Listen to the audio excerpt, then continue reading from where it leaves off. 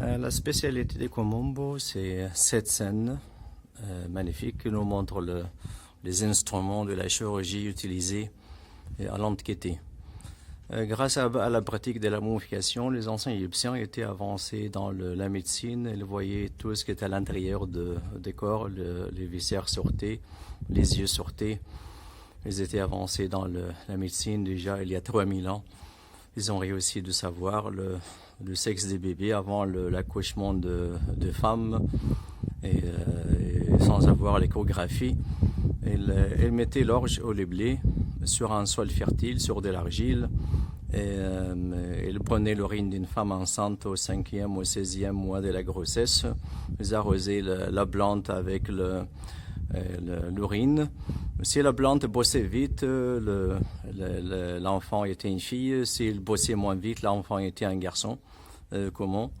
Et si la plante, par exemple, bossait 20 cm en 2 semaines, l'enfant était une fille. Si la même plante bossait les mêmes 20 cm, mais en 4 semaines, l'enfant était un garçon. Ils ouvraient la boîte crânienne et opéraient le cerveau. Et les personnes vivaient. Et après, ils faisaient déjà le cataracte dans les yeux. Maintenant, pour faire le cataracte, on enlève le cristallin, on le change avec un cristallin artificiel. Mais il y a 3000 ans, il n'y avait pas un cristallin artificiel. Mais avec un crochet très fin qui est passé dans les coins de l'œil. Pour détacher le cristallin, il le laissait tomber au fond de l'œil. Et quand le cristallin tombait, la lumière passait et la personne voyait mieux. Nous savons qu'une personne sans cristallin voit mieux qu'une personne avec un cristallin abîmé. La scène nous montre l'empereur romain Trajan à genoux en adoration devant Imhotep, qui était un architecte, un sage, un médecin au temps des rois Gessé de la 3e dynastie, qui était divinisé à l'époque gréco-romaine et considéré comme un dieu de la médecine, assimilé à leur dieu Hermès, les dieux grecs de la médecine. Et entre les deux, on a sur une table les instruments de la chirurgie. Regardez ici, ce sont les mêmes qu'on utilise aujourd'hui, mais le matériau qui est changé. On a ici, par exemple, on voit un ciseau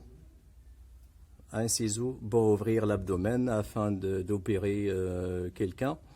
Les aiguilles pour coudre l'abdomen après les opérations, un éponge pour sécher le sang et les liquides, et deux pinces pour tenir les grands membres de l'abdomen, deux pincettes bleu fines pour tenir les vaisseaux, et un écarteur pour ouvrir et montrer le site et opérer pendant le travail des médecins, des forceps pour l'accouchement des femmes et pour faire les opérations, des scies ou des scalpels pour couper un membre abîmé, des cuillères des dentistes, et ici même les ventouses pour soigner la douleur de dos. C'est jusqu'à maintenant, dans les villages égyptiens, on met une flamme dans une tasse pour soigner la douleur de dos, et même un rouleau de papyrus pour écrire l'ordonnance des médecins. On a presque les mêmes outils aujourd'hui, mais c'est le matériau qui est changé. Et ici, on a la diécésis assise sur la chaise de l'accouchement. C'est les femmes, au temps de Pharaon, faisaient l'accouchement assises et ils avaient une chaise bercée pour l'accouchement des femmes. Et les médecins aujourd'hui, ils disent que c'est la meilleure position pour l'accouchement des femmes. Donc si on est à Komombo, et une scène exceptionnelle, c'est les instruments de la chirurgie utilisés à l'Antiquité, au temps de Pharaon et à l'époque gréco-romaine. Et ici, on a un corridor extérieur. Donc c'est le corridor extérieur de Komombo. Et je vous remercie de s'abonner à la chaîne, d'activer